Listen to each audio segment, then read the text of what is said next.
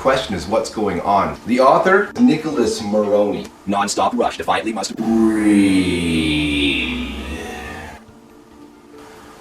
Chapter 2. I'm 15 years old. Actually, let's roll back to 14. I arrived in a new city called Summerville all alone. A strange place, a new start to a childhood gone in the wind. The colors were different. The sun shined in a new way. This was a smaller town than before.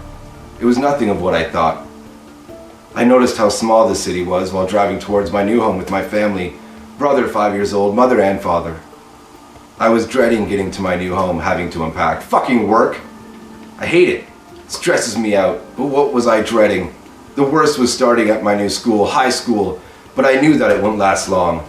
I was just going to be there for 2 weeks and then final exams came and late June would come. My mind was a mess. School's almost over for the guy. Who cares? School's almost over for the guy. For 2 weeks, then the final exams in late June would come.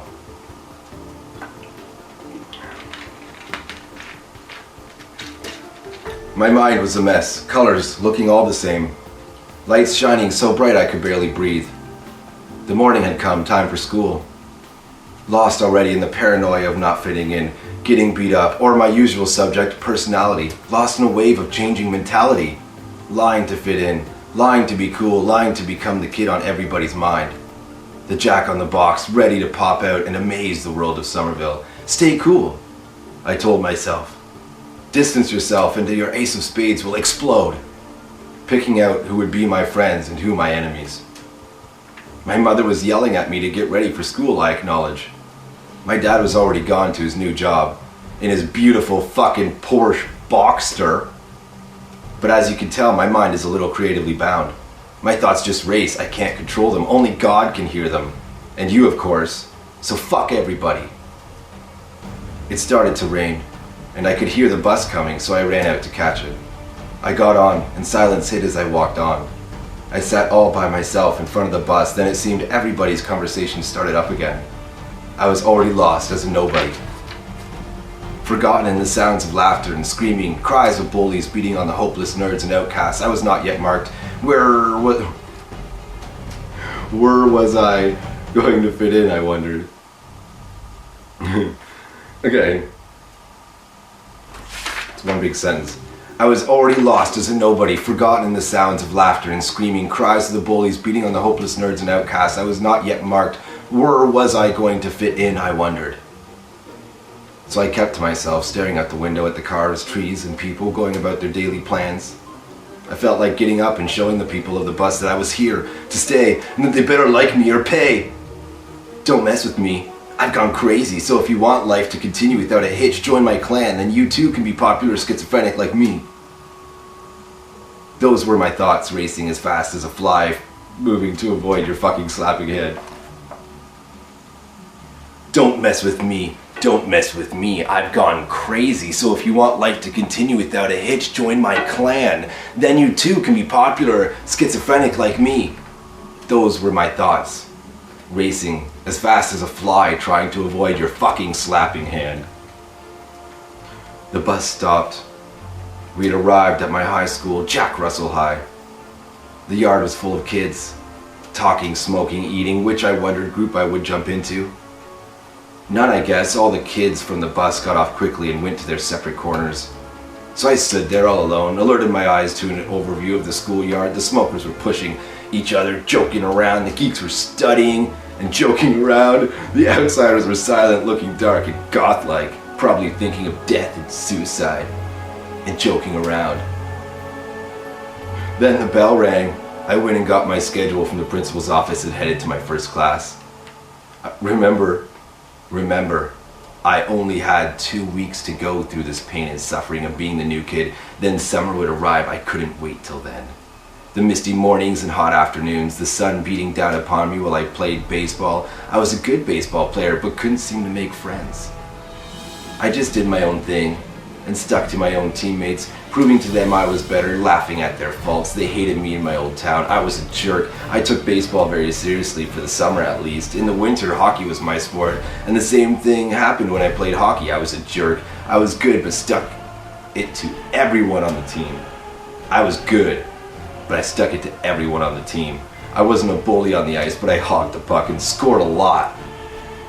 I walked into class and sat down in the only seat available. I was thinking in a nervous reaction what to do, what to say, what to hear. Everybody's faces were just a blur, as if they were wearing masks and laughing and playing. Everybody's faces were just a blur, as if they were wearing masks. Everybody's faces were just a blur, as if they were wearing masked and laughing and playing like one of the Loki. The teacher walked in and the whole classroom shut up. I started to daydream that I was the king of the school, so popular that my name was posted in the minds of every individual seeking my approval. Even if the teachers adored me, even though the principal's office was my main classroom, this is just a dream, wanting to be the coolest cat on the block.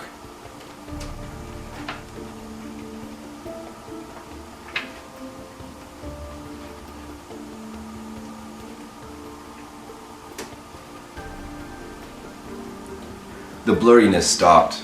I could now look around and see the faces, judging them already.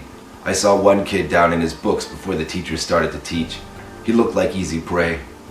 As I was looking at this kid, not a parent of what the teacher was doing, then all of a sudden, he threw an ink pen towards the front of the class. I looked and hit the teacher. Through is spelled like through, as in like you look through something. I looked and it hit the teacher. The laughter started and the pen-throwing boy went back into his books as if nothing happened. I was the only one not laughing, and that was when a classmate sitting right next to me, introducing himself as Steve, he told me about Adam, telling me that the pen-throwing kid, Adam, was a prankster, coolest kid in school. Adam always had a smirk on his face, a godlike figure, watching everybody and taking advantage of all the flaws of each individual. Nobody was perfect, and he knew it. Pushing the buttons. No one could keep up with him.